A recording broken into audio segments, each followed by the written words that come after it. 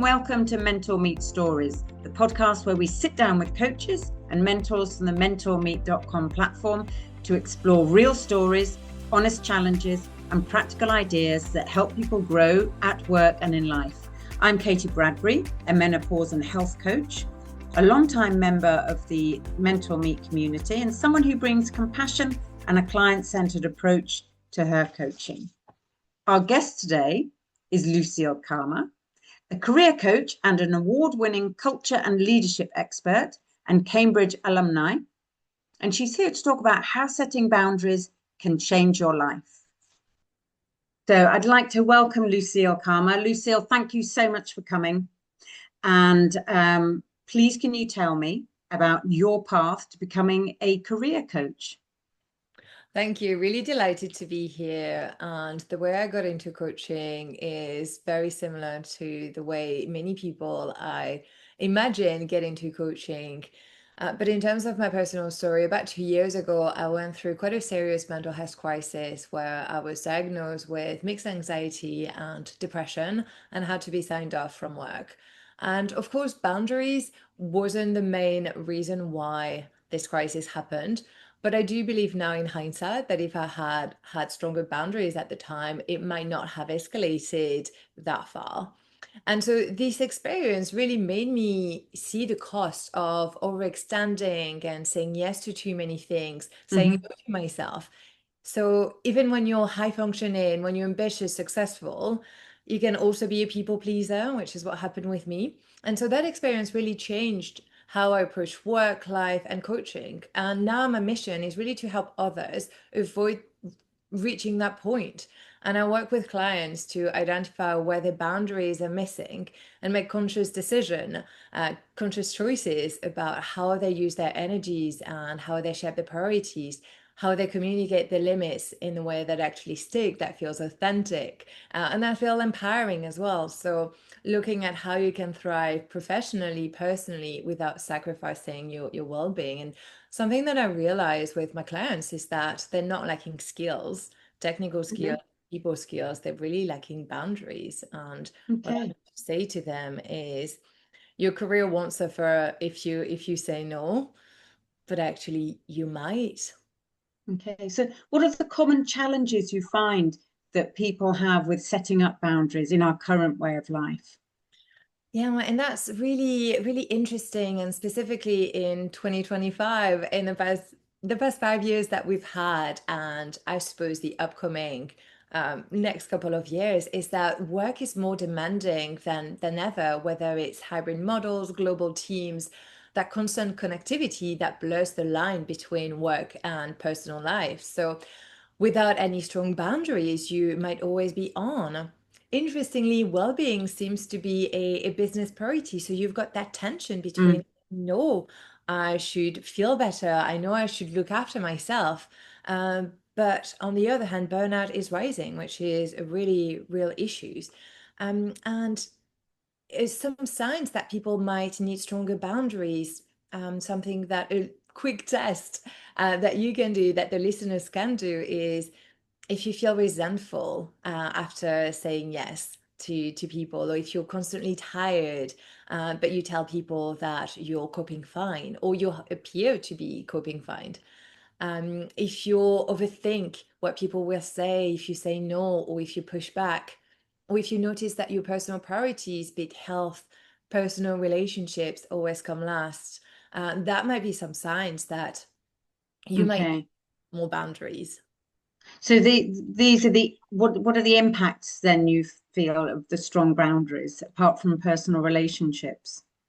The impacts of strong boundaries are plenty and really span every area of your personal and professional life. So when you have strong boundaries, I do believe that it correlates with strong performance.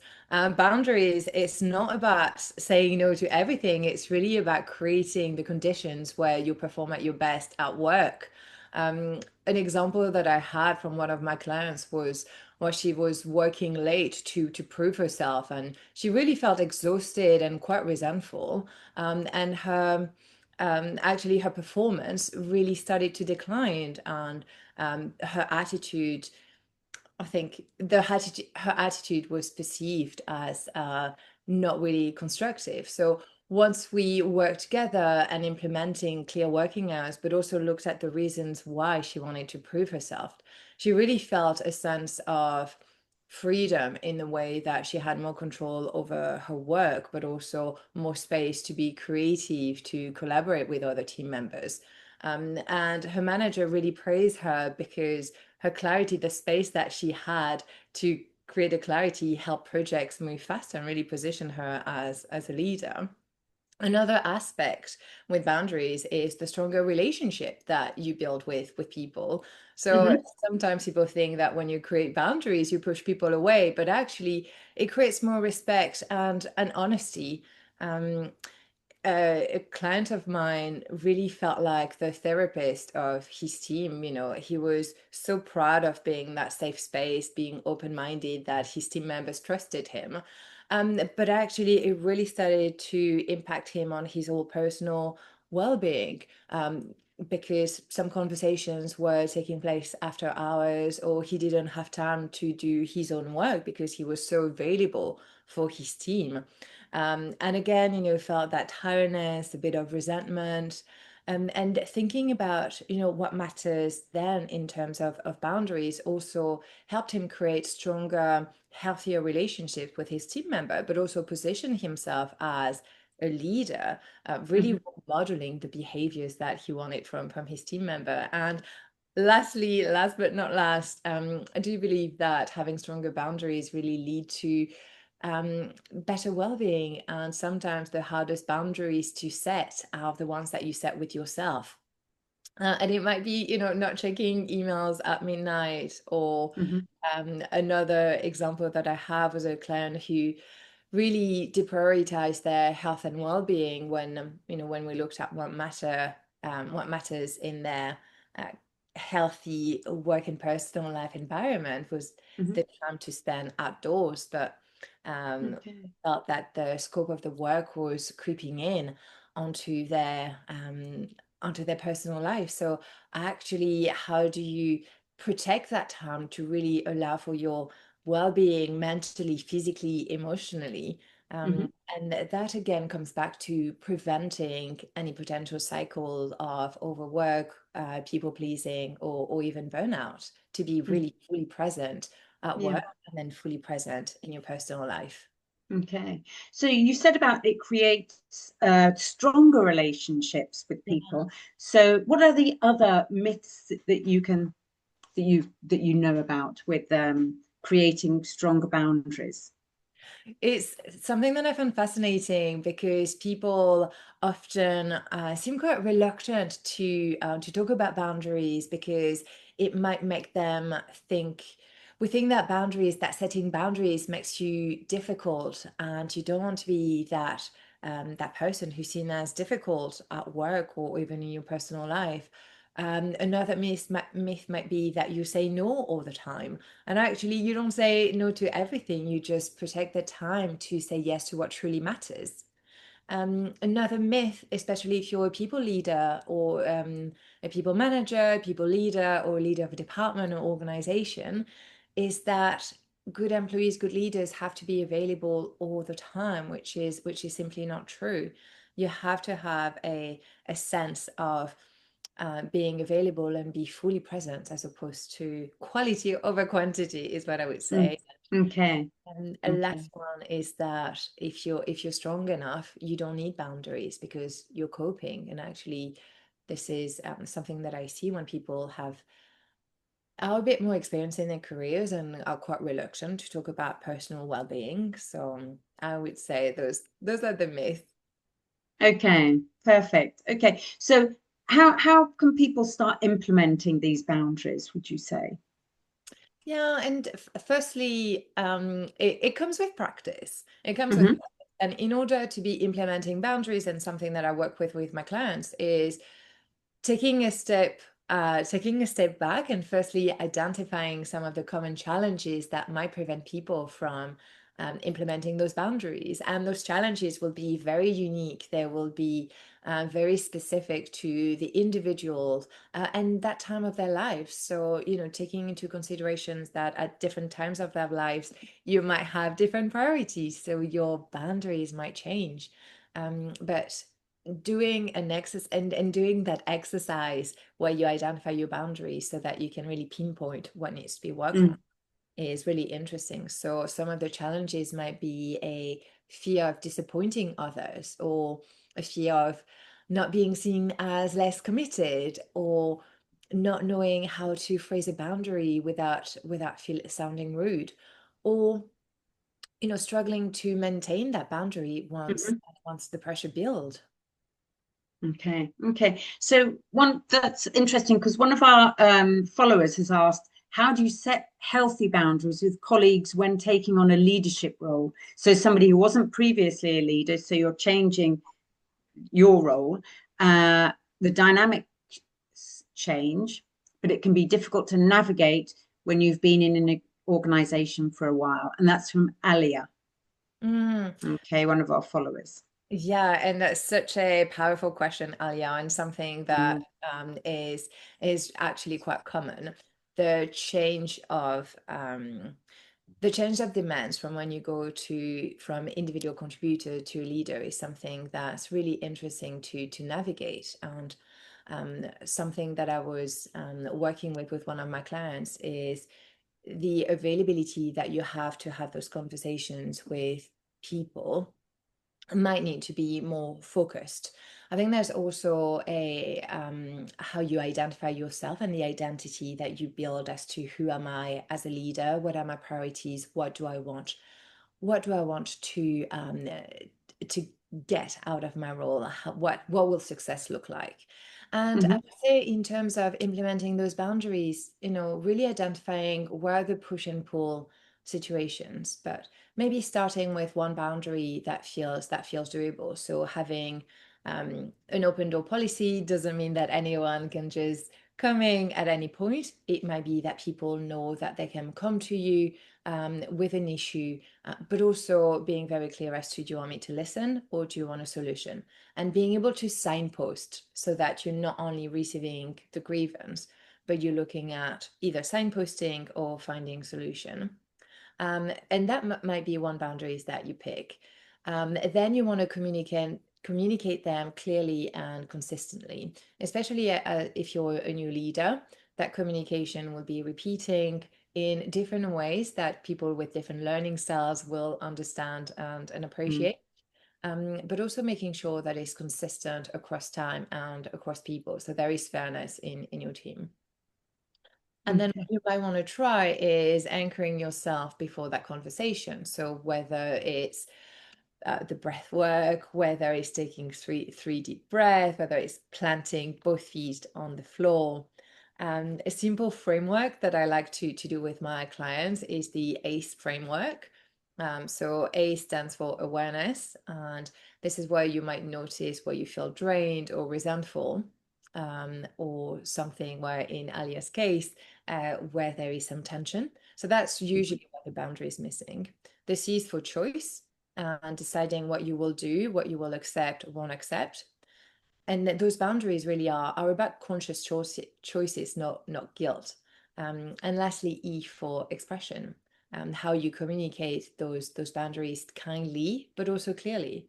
And as a leader, you might have to have difficult conversations, but I do believe those difficult conversations can be kind as well. So keep them short and consistent. And going back to reinforcing, so how can we reinforce boundaries without escalating a situation as well? And I think that's perhaps one of the myths that we have with boundaries, is that when we implement that, it might escalate a conversation or create conflict. But conflict is not always negative. Conflict might be a sign that things are moving, things are changing, things are moving in the right direction. And in terms of corporate culture, for example, actually, You might be leading the way in the way things are done, and actually by enforcing boundaries, by being very aware, conscious about the choices that you make, create role model another environment that is healthier. And because it's healthier, it's also conducive to being more innovative, more creative, and therefore more conducive to high performance. Okay. Okay. And why do you think people often feel guilty or obligated to explain their no? Mm. And it's funny, I like to say no is a full sentence. In a context of work, it can be quite difficult. But I would really, really question that there might be it's also especially with women or people who are not part of the majority group in a work environment or even a social environment. There might be some conditioning around I shouldn't rock the boat, I shouldn't um, be difficult. And some of the guilt or the reticence to implementing boundaries might be that that fear of being excluded from the in-group, which is again some of the primal um, the primal ways that the brain tries to protect us, because it scans for signs that we might be excluded from the in-group, and if we're excluded from the in-group, we're not safe.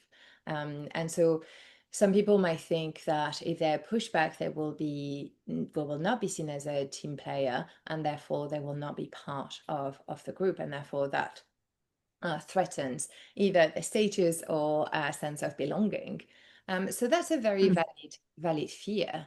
mm, But also the conditioning perhaps of you have to be helpful, especially with young girls, the way we've said, well, you have to be nice, you have to be kind, you have to help everyone, when actually mm, it's recentering to yourself and be like, you can't help others if you're feeling depleted. You can't be a good line manager mhm. if you're not fully resourced. Yeah. Yeah. It goes back to the old analogy of being on an aeroplane with the face mask, doesn't it? The Yeah. oxygen mask. Yeah. You can't help the person next to you if you haven't got your mask on. Okay. Do you see professional boundary setting as being different from personal boundary setting? And how can they mix in the professional No, workplace? I think that it's the same principle that applies. Some of the signs that you might need boundaries are quite are very similar, whether it's you're in a professional setting or a personal setting, and especially now that the lines between personal life and professional lives are increasingly blurred. That's Mm, why being quite clear as to where does my home life starts and my personal professional life begins. But I think it might be interestingly more difficult to set boundaries with family members and mhm, um, close ones, because you interact with them every day, and they might know which buttons to push also. mhm, Um, but equally, boundaries should really come from a place of love, not only a place of love from yourself, but also a place of love that you have for others. Boundaries aren't about people pushing away. They're really about showing up fully for yourself, for others, without burning out. mhm. Okay. And what advice do you have for people who tend to just let things go and until it builds up to too much? Mm. And it might be that you let things go in a way that is a practice of not letting things affect you too much, Mhm, and you have such a strong sense of self and sense of boundaries that you let things go because you know that it's not going to affect you. However, um, if you let it build up, then that's where it can lead to more damaging consequences, like my story mhm, is a typical case, and you don't want it to let it build up to the way that it explodes, because then that's where you might say something that might have a reaction that appears to be disproportionate to the situations when actually it's because of all of the buildup that has been going on for days, weeks, months, or even years. So it Mm-hmm. might appear disproportionate, but actually it's a completely valid response. So that can be difficult for you as an individual to repair and focus on your well-being if it has been affected, but Okay. also repair some relationships that might have been affected by that reaction. Okay. Okay. And how can you've mentioned a couple of times, obviously it's the well-being that we're looking out for here. So what can people do to help with their well-being when setting boundaries? Mm. Yeah, I think well-being for sure, but also the cognitive space Mm-hmm. that you free when you're not spending time worrying about what people say, how people will perceive you, or even working on things that don't really contribute to what interests you, what's going to help you get a promotion.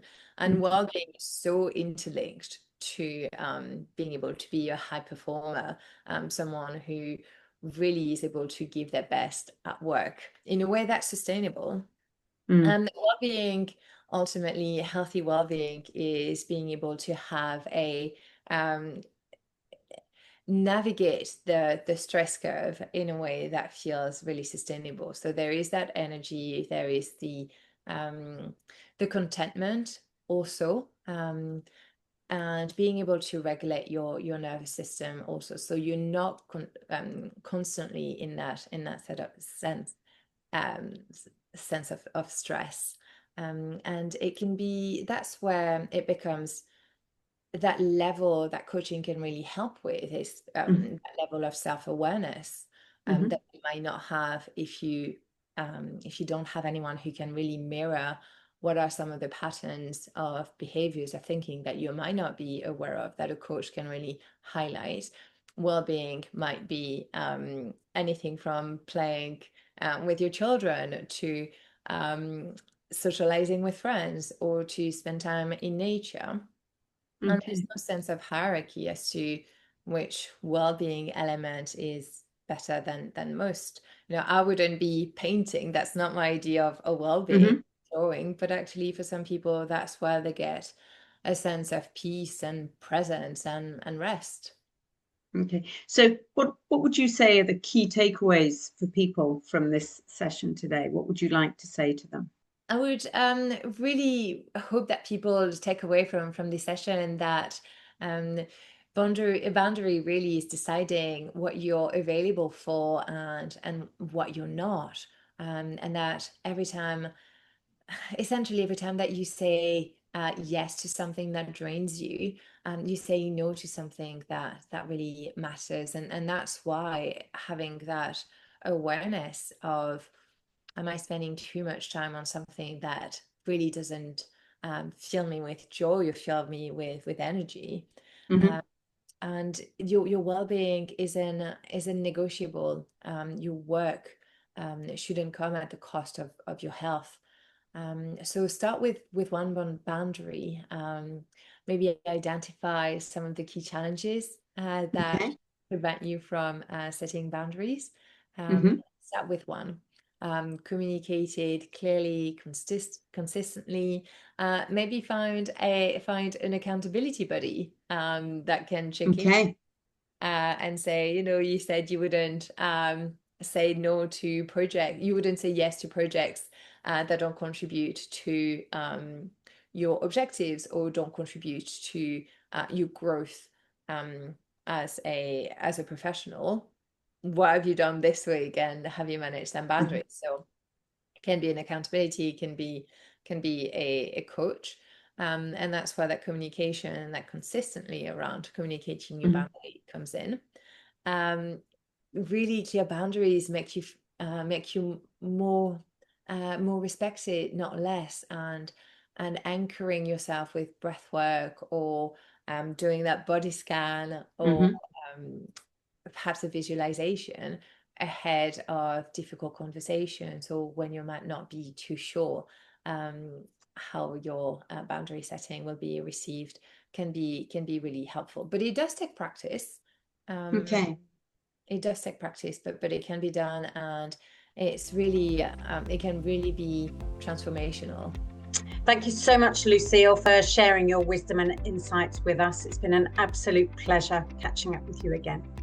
That's all for today's episode of MentorMeet Stories. A huge thank you to our guest, Lucile Kamar, for sharing her insights, and to all of you for tuning in. If you enjoyed this conversation, don't forget to subscribe so you never miss an episode, and share it with anyone who might benefit from these discussions. You can also learn about mentors and coaches at MentorMeet.com. Until next time, I'm Katie Bradbury, and thanks for listening.